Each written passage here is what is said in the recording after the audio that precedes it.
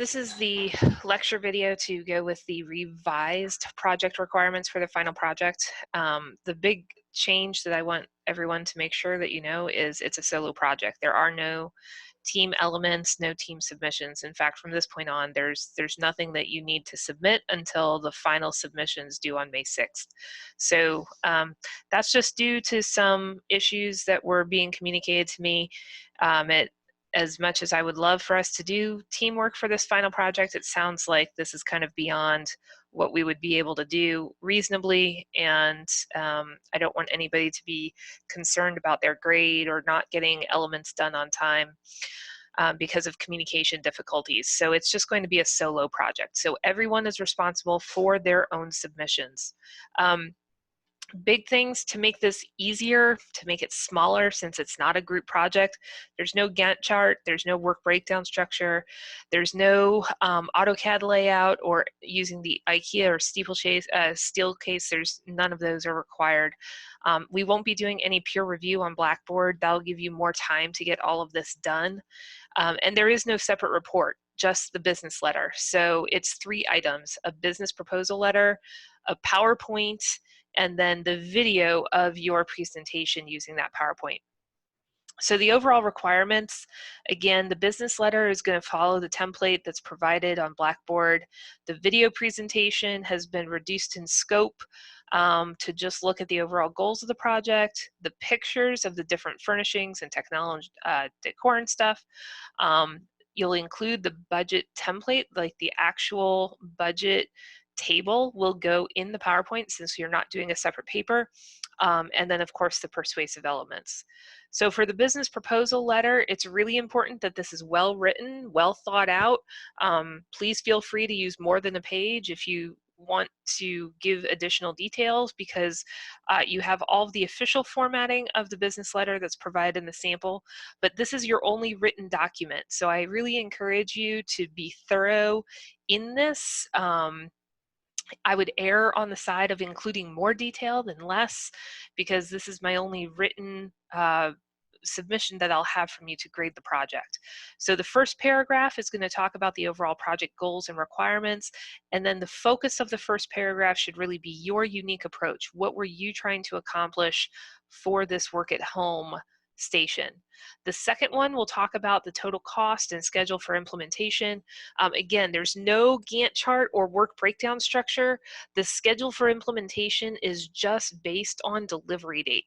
So for example, if you have furniture that can be delivered in 2 weeks, your computer can be delivered in 5 days, and all of the decor and supplies are going to be purchased at the store, and you can do that anytime, then the longest delivery date you have is 2 weeks, which means your schedule for implementation would be 2 weeks from receiving approval. So really straightforward, just based on delivery dates. The third paragraph is, again, that all-important persuasive element, why your option will be such a good fit for the work at home needs, and how your approach really makes a sound and successful venture. You'll have the closing using the template that is provided, and so that's the business proposal letter. The budget, as I said, has been revised. I added a category. You can see there, it's the second from the last column that says delivery date. So for each individual item, you would have a delivery date. So again, like I said, if the computer is coming from Best Buy and it can be delivered in a week, you'd put 7 days there. If the furniture was coming from Steelcase and they could deliver in 20 days, you'd put 20 days. If you were ordering some organizers from the Container Store, which has really great organization things, and that was 2 weeks, you'd put 14 days. So in that column for each individual item, you would put the delivery date. So that's the only scheduling element for this project, is just adding those delivery dates for each of your items. The presentation video is a little shorter now because you have your title slide. Slide 2, you're going to give the introduction to the project, but the focus is really of the goals of your work, because everyone has the same requirements. You don't really need to spend a lot of time describing the requirements. You can just state that your goal is to create a work at home space on a budget of $5,000, and then the rest of the focus of that slide should be your specific goals for how to approach that space. Then I put slides 3 through 5 for the images of items. Because we got rid of all the drawings and charts and everything, the presentation's shorter. So use as many slides as you need to show the furniture, the tech, the decor, whatever you have images of. And however you want to format your slides. If you need a couple slides to show this, that's fine. You don't have to take up 3 slides if you don't want to. If you need to take up 4 slides, that's okay. That's just kind of a general framework. It's not a requirement to definitely have 3 slides. Use the number of slides that's required for your specific layout.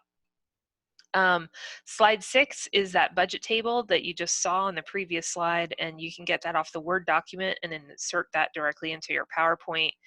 And then finally, the closing slide is really that persuasive element again.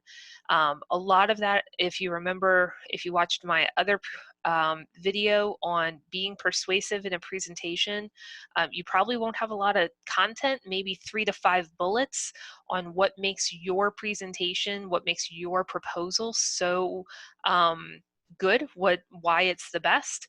But that's really where in your narration you want to focus on the elements that you think will make it most successful. So this week, just keep working on the project. Watch the video lecture on persuasive presentations to get some guides. I put some content there that I think will help you. Use that as a guide as you continue to work.